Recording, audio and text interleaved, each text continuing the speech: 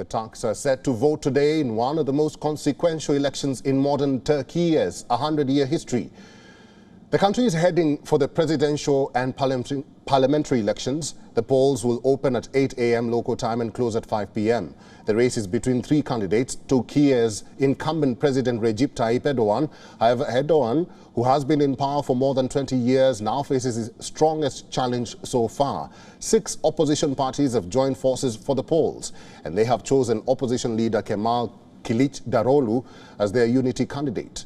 While the race is predominantly between these two candidates, right-wing leader Sinan Oğan has also filed his candidature, something that will only cut Erdogan's prospects. Today's vote will decide not only who leads Turkey, a NATO country of 85 million people, but also how it is governed and where the economy is headed amid a deep cost of living crisis and the shape of its foreign policies. The Turkish politicians held their final rallies in the last hours of campaigning on Saturday. Erdogan, who is facing the toughest challenge ever in his 2 decades of power, was speaking at a neighborhood rally in Istanbul, where he described the elections as a celebration for Turkey's future.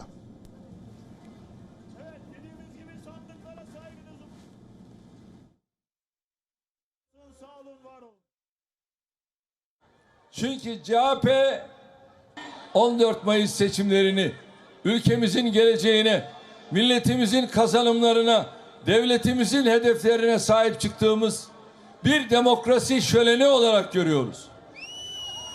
Ey Türkiye, ey İstanbul, ey Ümraniye, bu mücadelede bizimle misin?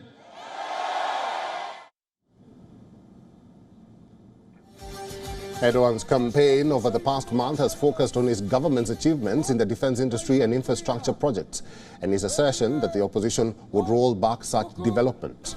Erdogan also held evening prayers in Istanbul's iconic Hagia Sophia hours before presidential and parliamentary elections. Scores of Erdogan supporters also gathered to accompany him during the prayers. During his term, Erdogan had changed the status of the iconic Byzantine-era monument from a museum to a mosque. Meanwhile, Istanbul's mayor, Ekrem İmamoğlu, held final rallies in Istanbul and urged people to vote for Kılıçdaroğlu. Kavgayla, gürültüyle işi olanlara, sevgili gençler, yüzünüz gülecek ve üniversiteleriniz özgün 6 liderinin bir araya gelmesinin de. However, for many voters in Turkey, casting their votes in Sunday's closely contested elections will be an uphill task. The elections are being held at a time when the country is still battling with the effects of the powerful earthquake that killed more than 50,000 people. Erdogan's government has come under intense criticism over how it handled the disaster. Başta milletimiz, devletimiz var olsun. Sayın Cumhurbaşkanımız başta olmak üzere Devlet Bahçeli, Hatay İl Başkanımız Sayın Alihan Döner başta olmak üzere Rabbim hepsinden razı olsun. Bize yerlerini, yuvalarını açtı ve hiç kimseye muhtaç etmedi Allah'ın izniyle. Yani onların emeklerini ne yapsak ödeyemeyiz. Well, voter turnout in Turkey is traditionally high, showing continued belief in civic participation. However, if no presidential candidate secures more than 50% of the vote, a runoff will be held on May 28th. Joining us now to talk about this crucial polls is retired Colonel Rich Outzen, who is a non-resident senior fellow at the Atlantic Council in Turkey and also a geopolitical analyst. Rich, welcome to the program. Thank you. It's good to be with you. A lot is at stake in these polls. It is also considered the biggest test for the president. What would happen if Turkish voters turned the tide and basically toppled Erdogan? Well, the opposition has worked for many years to end Erdogan's rule.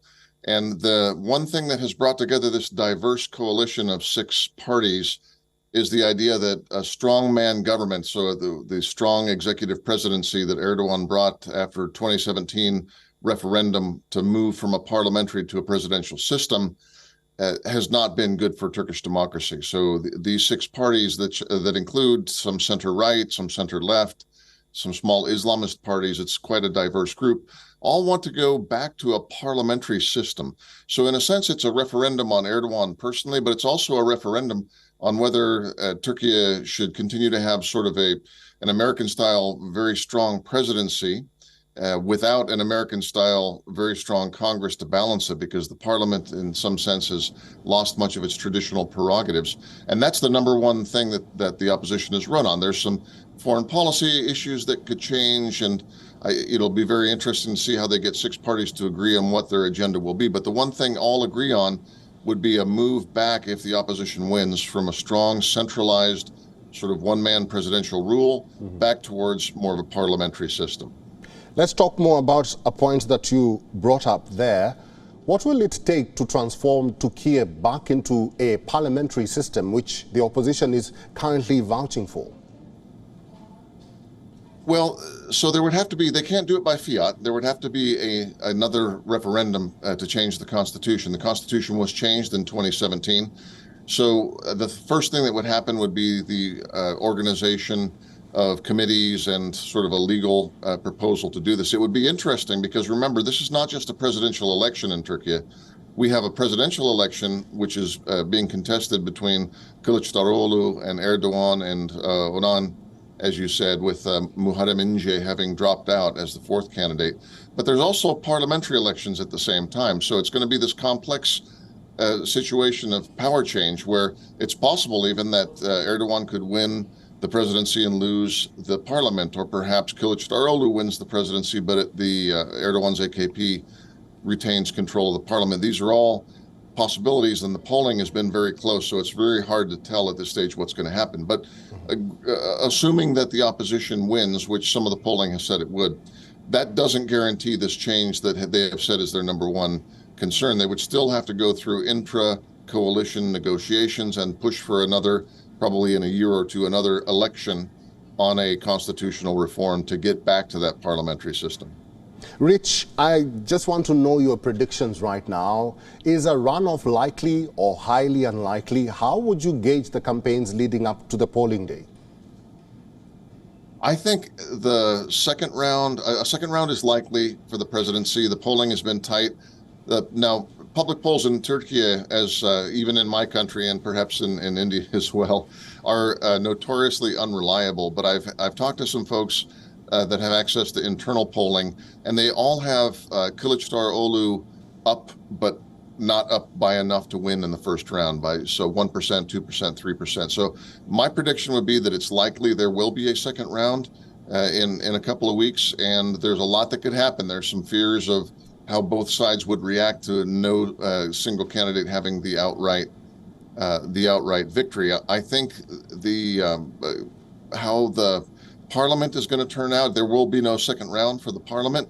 At this stage, I think it's likely that the AKP, Erdogan's party, will still be the largest group in parliament.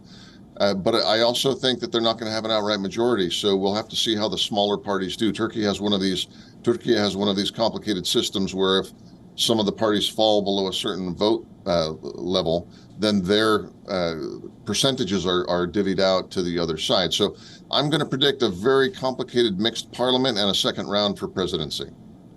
Well, it's a big day for the Turkish people as they head to the polls, and again, it's a big day for Turkey because these elections will be very crucial for the country and also for the world. I've been talking to Rich Outzen, who is a non-resident senior fellow at the Atlantic Council in Turkey. Rich, thank you for talking to WION World is One today. Thank you, Eric. Good to see you.